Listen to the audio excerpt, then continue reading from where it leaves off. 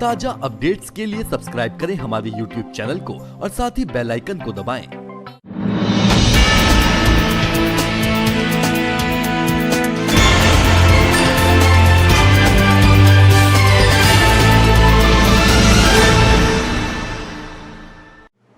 गांव वासी व बगीचे के मालिक प्रथी सिंह ने कहा कि इस नहर के सर्वे में बुजुर्गों द्वारा लगाए गए आम के पौधों को काटने के लिए हमारे खेत में निशान लगा दिए गए हैं। जमीन विभाग ने नहीं दी है, न ही कोई क्लेम लिया है। विभाग खेतों में जबरदस्ती से काम की तैयारी कर रही है, जो हम होने नहीं देंगे।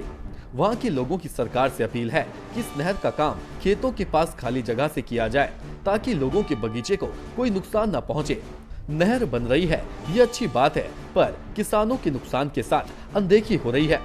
प्रथी सिंह ने कहा कि एक तरफ सरकार किसानों की आय दोगुनी करने की बात करती है, वहीं दूसरी ओर जिन बगीचों से किसान को आमदनी हो रही है उन्हें काटने पर तुली हुई है और साथ में उपजाऊ खेती लायक जमीन को कौड़ियों के भाव में ले रही है। ये गरीब किसानों को दोहरी मार है। दुखी किसान ने कहा कि अगर विभाग हमारी बात नहीं मानता है तो हमें मजबूरन कोर्ट का सहारा लेना पड़ेगा। गांव के भूतपूर्व सैनिक कमल सिंह ने कहा, हमारे साथ धोखा हुआ है।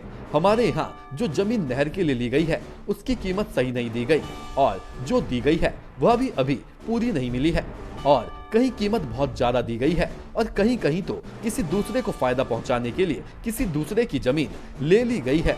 ऐसा इसलिए हुआ क्योंकि वह पहुँच वाले लोग हैं।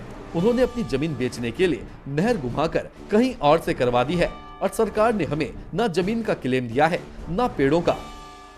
काम लगा मेरी ज़मीन से सर्वे किया है, वो मेरी एब्सेंस के दौरान इन्होंने सर्वे मेरी ज़मीन से बीच में किया है इन्होंने। और जो मेरे बीच ज़मीन में सर्वे किया है वो वहाँ पर फलदार कुछ पुश्तैनी पेड़ जो है ना इसकी स्टेट में आ रहे हैं, नुकसान हो रहा है, लाखों का नुकसान हो रहा है। और ना ही मैंने ज़मीन का क्लेम लिया है, ना ही मुझे इन पेड़ों का ज़मीन का को क्लेम दिया है।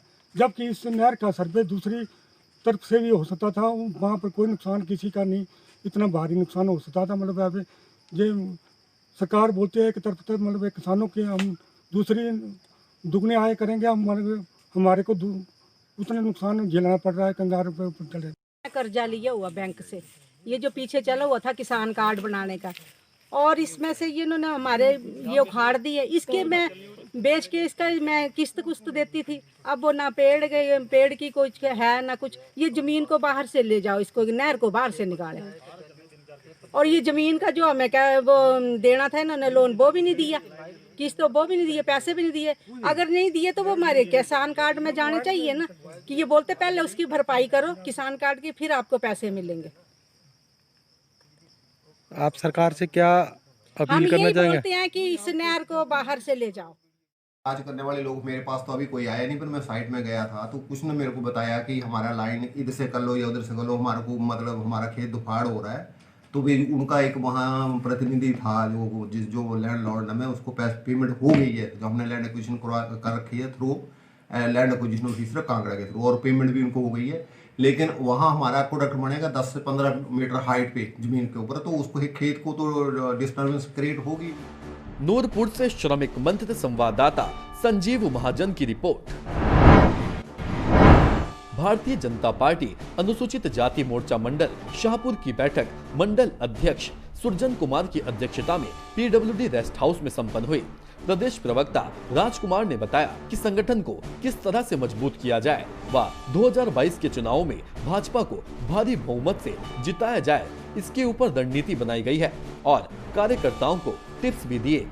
बैठक को संबोधित करते हुए उन्होंने कहा कि संगठन की ओर से मोर्चे के लिए जो लक्ष्य रखा गया है कि प्रदेश में मोर्चा का एक बहुत बड़ा सम्मेलन होगा और इसके लिए सभी को एकजुट होकर कार्य करना पड़ेगा।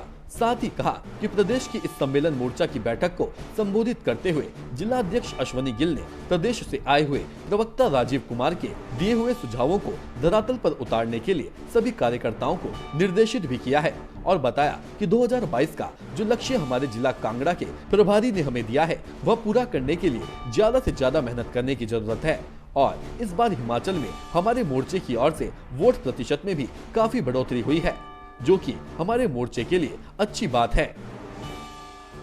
धर्मशाला से श्रमिक मंच संवाददाता पूजा कपूर की report. DD College Dehradun. Admission open for academic session 2020-2021. Course available: BSc in Computer Science, Agriculture, PCM or CBJET, MSc Physics, MSc Chemistry, MSc Mathematics, BBA, BCom Honors, MCom, BA, MA English, MA History, PG Diploma and MA in English, B.Ed. DD college में अब college courses के साथ ही defence, medical, engineering और government sector exam की preparation भी होती है। चले DD कॉलेज की ओर, पाए एक सुनहरा भविष्य।